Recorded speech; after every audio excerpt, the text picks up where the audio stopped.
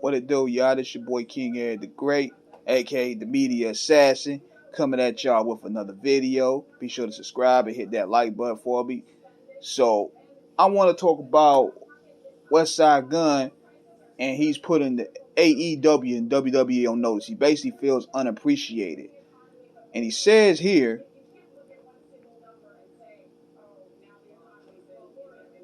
and it's just not AEW, it's the WWE too. Like, by now you don't acknowledge what I do for y'all companies. How much I inspire the culture to follow y'all.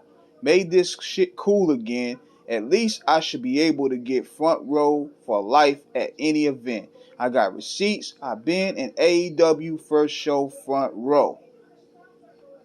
Somebody said, honestly though, everyone is dropping the ball on this. One of the best hip hop artists in the whole world with a strong following has been going hard for pro wrestling for years. Always I'm in the front row, always supporting, and they show no love. I don't get it. Westside Gunn also said, but my daughter, who I raised in the culture, going to keep asking me at 8 years old why they show everybody love but her daddy, is when I get pissed because she's right. How she get it at 8 and they don't? I've seen countless people get love from front seats, TV time, and don't even know the wrestlers. The corporate networks are full of ish. We all know they shout out T-Pain and don't show the king Westside Gunn no love. We can't act like they don't know who he is. His following is massive. He be the only one in the front rows looking like a star. They front. And I think where this started was I saw Westside Gunn at the AEW joint the other day when Punk was doing his promo, and they didn't acknowledge him at all. But I knew who he was. I saw the chains. I saw the gear he had on. I knew that was him, but they didn't even acknowledge him. So I think that's what got him upset. And my thing is this.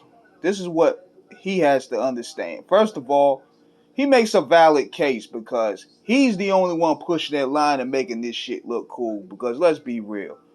Wrestling, for the most part, has not been cool in ages. It hasn't been hip for a long time. It has its moments, but the product, which is ran by the WWE, the WWE has basically been the forefront of the wrestling entertainment, sort of like the NFL, for the past 20 years, has not been hitting on cylinders at all. Case in point, yesterday, even when they brought Brock Lesnar back, that nostalgia energy is no longer there. So, Gunn been keeping this joint hip. I'll give him credit. Now, it's kind of like he's making it cool. He's making it urban. And let me tell y'all this. I kind of see where he's coming from.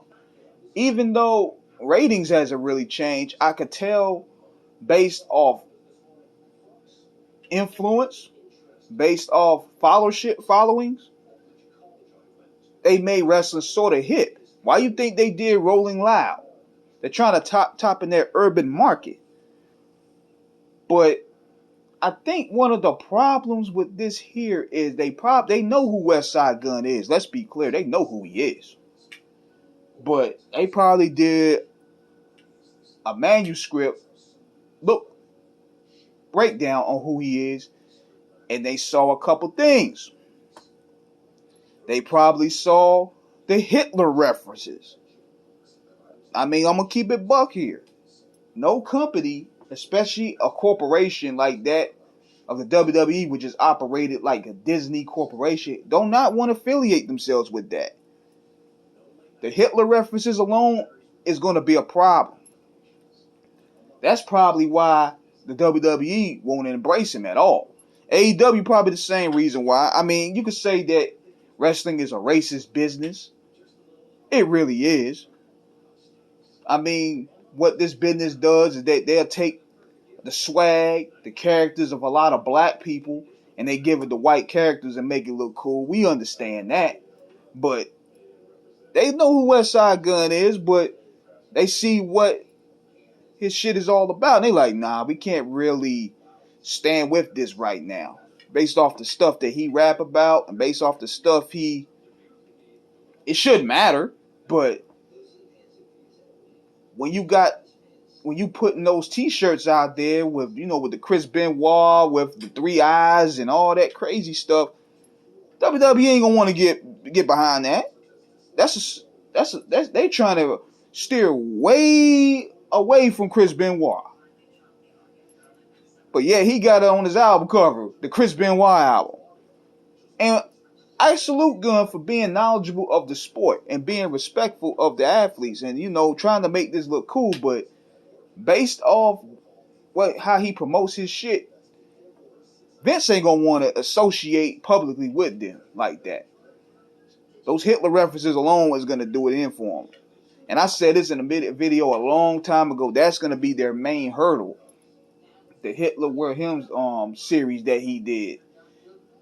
Even though people that follow Westside Gunn, they know what he means, but just the covers alone, it's gonna look kind of, it's put out there, and it's gonna probably scare the markets, as they would say. But they know who he is. I mean, they're gonna play dumb, but they know exactly who he is. But they just don't want to acknowledge him at this moment.